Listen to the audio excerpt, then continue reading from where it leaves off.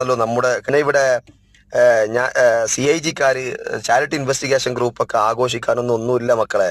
നിങ്ങൾ അതിലുള്ള പിന്നെ വടക്ക് ചങ്ങായി അവനൊക്കെ ഇങ്ങനെ കിടന്ന് ഇങ്ങനെ അലറുന്നുണ്ട്. അതിലൊന്നും വലിയ കാര്യമൊന്നുമില്ല. കാരണം എന്താണെന്നറിയോ, ഞാൻ ആ ഗ്രൂപ്പിൽ നിന്ന് പോകുന്നതോടുകൂടി മരിച്ച വീടായ ഒരു ഗ്രൂപ്പാണത്. അതിനുശേഷം പിന്നെ ആ ഗ്രൂപ്പ് എണീച്ചിട്ടില്ല. ഒന്ന് എണീക്കാൻ പോലും പറ്റിയിട്ടില്ല. ഞാനായിരുന്നു ആ ഗ്രൂപ്പിനെ ഗ്രൂപ്പാക്കി കൊണ്ടുവന്നതും അതിലേക്ക് ഇത്രയും 1000 ആളുകൾ വന്നതും കൃത്യമായ കാര്യങ്ങൾ കൊണ്ടുവന്നതൊക്കെ ഞാനായിരുന്നു. അതല്ല എന്ന് ഒരാൾക്കൂടെ പറയാൻ പറ്റില്ല. അതിന് പിന്നെ 2-3 ആളുകളുടെ കഴിവ് മാത്രമേ അവിടെ ഉണ്ടായിട്ടുള്ളൂ. അല്ലാതെ ഈ ഫേക്കന്മാരുടെ കഴിവോ അല്ലെങ്കിൽ എവിടെയോ കിടക്കുന്ന തീവ്രവാദത്തിന് കേസ് കൊടുക്കുന്നവരുടെ കഴിവൊന്നും അല്ല. ഞാനും കബീറും സലീലൊക്കെ ആയിരുന്നു അതിന്റെ ചുക്കാൻ പിടിച്ചതൊക്കെ. ഞങ്ങൾ അതിൽ ലൈവ് വിടാൻ അവസാനിപ്പിച്ചതോടുകൂടി അതൊക്കെ അവിടെ മരിച്ച വീട് പോലെയായി. പിന്നെ അവിടെ ഒന്നും സംഭവിച്ചിട്ടില്ല. പിന്നെ അവിടെ വന്നിട്ടില്ല. പിന്നെ ഇന്ന് എന്റെ വിഷയവുമായി ബന്ധപ്പെട്ടിട്ട് നിങ്ങളിങ്ങനെ മരിച്ച വീടൊന്നും ഉണർത്താൻ വേണ്ടി ശ്രമിച്ചിട്ടൊന്നും കാര്യമില്ല. നിങ്ങൾക്കോ എനിക്കോ പറയാൻ വേണ്ടി വിഷയങ്ങളില്ല. വിഷയ ദാരിദ്ര്യം വന്നു തുടങ്ങി. എന്താണോ ഫിറോസ് കുന്നംപറമ്പിൽ അതുപോലത്തെ മറ്റു ചാരിറ്റി പ്രവർത്തകരും ചെയ്ത വിഷയങ്ങൾ മുഴുവനും നമ്മൾ പറഞ്ഞു കഴിഞ്ഞു. ആ വിഷയങ്ങൾ മുഴുവനും അവിടെ തന്നെ കിടക്കുകയാണ്.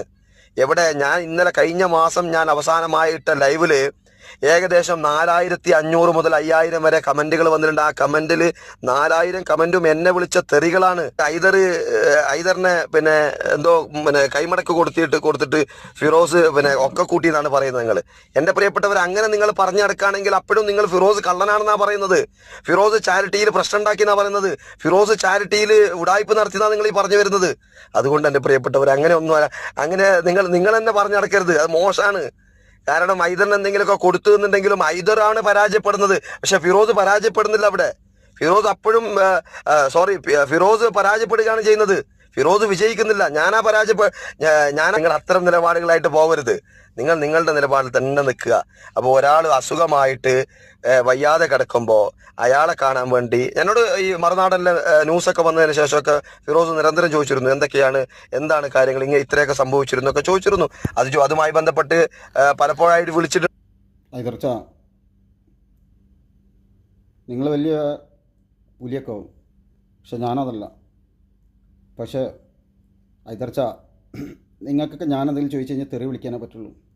പക്ഷെ ഉണ്ടല്ലോ, ഞാൻ പോലീസോ ആളൊരു വക്കീലോ ഒന്നുമല്ല. പക്ഷേ ഒരാൾ പറയുന്ന കള്ളങ്ങളും സത്യങ്ങളും തിരിച്ചറിയാനുള്ള ചെറിയ ബുദ്ധിയൊക്കെ എനിക്കുണ്ട്. ഓക്കെ, ഞാൻ എല്ലാവരോടും പറയുന്ന ഒരു കാര്യമാണ്, കള്ളങ്ങൾ നമ്മൾ 1 മിനിറ്റ് മുൻപ് പറഞ്ഞ കള്ളാണെങ്കിൽ ആ കള്ളം ചിലപ്പോൾ 2ാമത്തെ മിനിറ്റിൽ ഓർമ്മ ഉണ്ടാവില്ല. ഐതർച്ച ഇതിലെന്താ പറയുന്നത്? എനിക്ക് സുഖമില്ലാത്തത് അറിഞ്ഞിട്ട് ഫിറോസ് പല പ്രാവശ്യം വിളിക്കുകയൊക്കെ ചെയ്തിട്ടുണ്ട് അല്ലേ? ഒന്നും പാടെ കേട്ട് നോക്കിയാലോ. വയ്യാതെ കിടക്കുമ്പോ അയാളെ കാണാൻ വേണ്ടി എന്നോട് ഈ മറുനാടനിലെ ന്യൂസൊക്കെ വന്നതിന് ശേഷമൊക്കെ ഫിറോസ് നിരന്തരം ചോദിച്ചിരുന്നു, എന്താണ് കാര്യങ്ങൾ, ഇങ്ങനെ ഇത്രയൊക്കെ സംഭവിച്ചിരുന്നു ഒക്കെ ചോദിച്ചിരുന്നു. അതുമായി ബന്ധപ്പെട്ട് പലപ്പോഴായിട്ട് ചോദിച്ചിട്ടുണ്ട്. അതല്ലാതെയും വിളിക്കാറുണ്ട്. അതിന്റെ അടിസ്ഥാനത്തിൽ വരിക, ഒരു രോഗിയെ വീട്ടിൽ വന്ന് എന്നെ കാണുക. ഐതർച്ച, കൂട്ടുകാരൻ നൗഷാദിനെ മറക്കരുത്. ഞാനിങ്ങനെ അങ്ങാടിയിൽ നിൽക്കുമ്പോൾ എൻ്റെ കൂട്ടുകാരൻ നൗഷാദ് പറഞ്ഞു, ഫിറോസ് കുന്നംപറമ്പിൽ ഇന്നിവിടെ കാസർഗോഡ് ഒരു പ്രോഗ്രാമിന് വരുന്നുണ്ട് 12 മണിക്കറ്റ. അപ്പോൾ ഞാൻ പറഞ്ഞു, ഇപ്പം തന്നെ 11 മണി ആയല്ലോ. അങ്ങനെ ഞാൻ ഫിറോസിനെ വിളിച്ചു, നീ ഇന്ന് കാസർഗോഡ് വരുന്നുണ്ടോ എന്ന് ചോദിച്ചു. ഇല്ല എന്ന് പറഞ്ഞു. അപ്പോൾ ഞാൻ ചോദിച്ചു, തണ്ടൽ വേന ആയത് അറിഞ്ഞില്ലേ എന്ന് ചോദിച്ചു. അപ്പോൾ ആ മറുനാടനിൽ കണ്ടിരുന്നു എന്ന് പറഞ്ഞു. അങ്ങനെ ഫിറോസിനോട് നീ ദുആ ചെയ്യണം എന്ന് പറഞ്ഞു. അത് മാത്രമേ ഉള്ളൂ. സംഭാഷണം നല്ല വെറും വാട്സപ്പ് ചാറ്റിങ്ങാന്ന് പറഞ്ഞു. അതേ നീ തന്നെ ഇതിൻ്റെ മുന്നത്തെ വീഡിയോയിൽ എന്താ പറഞ്ഞ ഐതർച്ച, നിനക്ക് സുഖമില്ലാത്ത അറിഞ്ഞ് സൗദിയിൽ നിന്ന് ഫിറോസ് അലി പാറക്കോടൻ, കൂട്ടായി ആലുവ, ഇവർ ഇതൊക്കെ വിളിച്ചിരുന്നു. പക്ഷേ ഇതിൽ നീ പറയുന്ന ഇമ്പോർട്ടൻ്റ് കളെന്താ അറിയോ? ഫിറോസ് സുഖമില്ലാത്ത അറിഞ്ഞ് 2-3 പ്രാവശ്യം വിളിച്ചിരുന്നു. അതേ നീയാ പറയുന്നത്. നീ വിളിച്ച് ചോദിച്ചപ്പോൾ ഫിറോസിനോട് ചോദിച്ചു, തണ്ടലുവാനായത് അറിഞ്ഞില്ലേന്ന്. അപ്പോൾ ഫിറോസ് നിന്നെ 2-3 പ്രാവശ്യം വിളിച്ചെന്നുണ്ടെങ്കിൽ പിന്നെ ഐതർച്ച അങ്ങോട്ട് അറിഞ്ഞില്ലേ എന്നുള്ളൊരു ചോദ്യത്തിൻ്റെ ആവശ്യം ഉണ്ടായിരുന്നോ? അപ്പോൾ കള്ളങ്ങളുണ്ടല്ലോ ഐതർച്ച, നീയൊക്കെ വലിയ കേടിയാവും. ഓക്കെ, നമ്മൾ കേടിയൊന്നുമല്ല, പക്ഷേ യാഥാർത്ഥ്യങ്ങൾ. ഞാൻ പറയുന്ന വിഷയം ഒരാൾ കേൾക്കുകയാണെങ്കിലും ആ ഒരാൾ കേൾക്കുന്നത് ശുദ്ധമായതാവണം. മീഡിയൻ, ചൈന അല്ലെങ്കിൽ മിറർ പെയിൻറ്റ് പോലെ ആര് പണം കൊടുത്താലും അടിക്കുന്ന പെയിൻ്റായി മാറരുത്.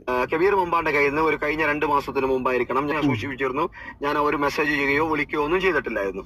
എന്റെ ആദ്യത്തെ മെസ്സേജ് ഫിറോസ് കുന്നപ്പറമ്പിൽ ഞാൻ ആദ്യം മെസ്സേജ് ചെയ്തത് ഒരു 8ഓളം സ്ക്രീൻഷോട്ടുകൾ എടുത്തിട്ട് നമ്മുടെ ഉണ്ടായിരുന്നു. അതിനുശേഷം പിന്നെ ഞാൻ ചോദിച്ചത് ഒറ്റപ്പാലവുമായി ബന്ധപ്പെട്ട കേസായിരുന്നു. പിന്നെ ചാറ്റിംഗ് തുടരുന്നത് അങ്ങനെയാണ്. ഒറ്റപ്പാലത്തിന്റെ കേസ് പറഞ്ഞപ്പോ പറഞ്ഞു ഇല്ല അറിയാത്ത പല സത്യസന്ധത ഉണ്ടെന്ന് പറഞ്ഞപ്പോ ഞാൻ പറഞ്ഞു ഫിറോസ് അതിനെ എന്റെ സ്ഥലം നിനക്ക് വേണ്ടേ, സ്ഥലം റെഡിയാണ്, വന്ന് എഴുതി വാങ്ങിച്ചോളൂ, വരുമ്പോ സ്റ്റേറ്റ്മെന്റ് എടുത്തോളൂ. ഞാൻ പറഞ്ഞ അവകാശപ്പെട്ടത് 1,17,00,000 മുകളിൽ വന്നിട്ടുണ്ട് എന്നും നീ അവകാശപ്പെട്ടത് ആദ്യം 1,17 ആണെന്നും പിന്നീട് 1,15.5 ആണെന്നും പറഞ്ഞു. ഇപ്പൊ മൊത്തത്തിൽ വന്നിട്ടുള്ളത് 20-ന് മേലെ 1,20-ന് മേലെ വന്നിട്ടുള്ളത് കൊണ്ട് ആ വിഷയം സംസാരിക്കാനേ തയ്യാറാവാതെ നിങ്ങൾക്ക് തെറ്റുപറ്റിയാണെന്നും നിങ്ങൾ ആരൊക്കെ ഇറക്കിയതാണെന്നും നിങ്ങളൊരു മുഖമുള്ളവരാണെന്നും നിങ്ങളെ വെച്ച് കളിക്കുകയാണെന്നൊക്കെ പറഞ്ഞിട്ട് കുറെ ചാറ്റിംഗ് അങ്ങനെ പോയി. പിന്നെ യാതൊരു ചാറ്റിംഗ് ഉണ്ടായിട്ടില്ല. കഴിഞ്ഞ ദിവസം പിന്നെ എന്റെ ഒരു സുഹൃത്ത് എന്നോട് വണ്ടിയിലിരുന്ന് സംസാരിച്ചുകൊണ്ടിരിക്കുന്ന സുഹൃത്തിനോട് പറഞ്ഞു, നൗഷാദ് പറഞ്ഞു ഇന്ന് ഫിറോസ് കുന്നപ്പറമ്പിൽ കാസർഗോഡ് ടൗണിൽ ഒരു പരിപാടി ഉണ്ട് എന്ന് പറഞ്ഞു 11 മണിക്ക് രാത്രി. ഞാൻ പറഞ്ഞു 11 മണി ഇപ്പൊ തന്നെ 11 മണിയായി, ഇനിയെപ്പോഴാണ് പരിപാടി എന്ന് അവൻ പറഞ്ഞ എങ്ങനെ വരാൻ സാധ്യത. അപ്പോൾ ഇതിങ്ങനെ നൗഷാദാട്ടോ പറഞ്ഞത്. നൗഷാദ് പറഞ്ഞപ്പോൾ കോൾ സംഭാഷണമൊന്നും ഇല്ല, ഒരു വാട്സപ്പ് ചാറ്റ് ആയിരുന്നു കേട്ടോ.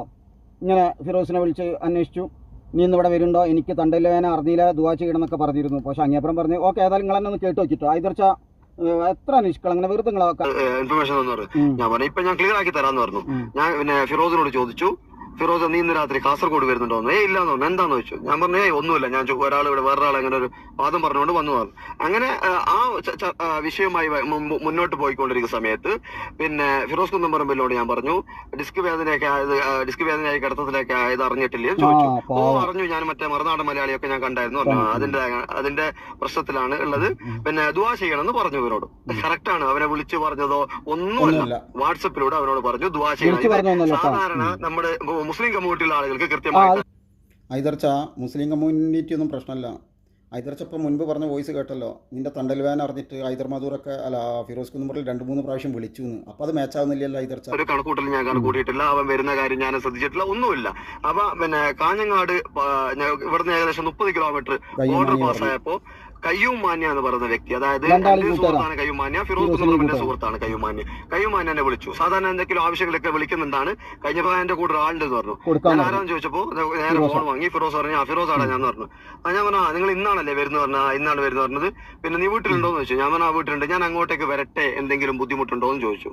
ഞാൻ പറഞ്ഞു യാതൊരു ബുദ്ധിമുട്ടും ഇല്ല, ഒരു പ്രശ്നവും ഇല്ല, പോന്നോളിന്ന് പറഞ്ഞു. പിന്നെ ഇവിടെ വന്നിട്ട് എന്റെ നാട്ടിൽ വന്നിട്ട് ഞാൻ വീട്ടിലേക്ക് വരട്ടെ എന്ന് ചോദിച്ചു കഴിഞ്ഞാൽ ഞാൻ വരണ്ട എന്ന് പറയാൻ തപ്പി ഞാൻ എന്താ അത്രക്ക് വലിയ ഇതാണോ? അല്ലെങ്കിൽ കബീർ സൂചിപ്പിച്ച പോലെ മറ്റേ ഗോവിന്ദസ്വാമിയൊക്കെ സ്വാമി ചെയ്തു. പാപം അങ്ങനെയൊന്നും ചെയ്തിട്ടൊന്നുമില്ല. ഏത് ഗോവിന്ദസ്വാമിയോട് കമ്പയർ ചെയ്യാൻ വേണ്ട ഒരാളൊന്നുമല്ല. ചാരിറ്റിയില് കൃത്യമായ കൃത്യതകൾ പറ്റാതെ വീട്ടിൽ കിടക്കുന്ന ഒരാളാണ് ഞാൻ. എനിക്ക് ഒരു 2 മിനിറ്റ് പോലും കുത്ത നിൽക്കാൻ എനിക്ക് പറ്റില്ല, അങ്ങനത്തെ ഒരു അവസ്ഥയിലുള്ള ഒരാളാ.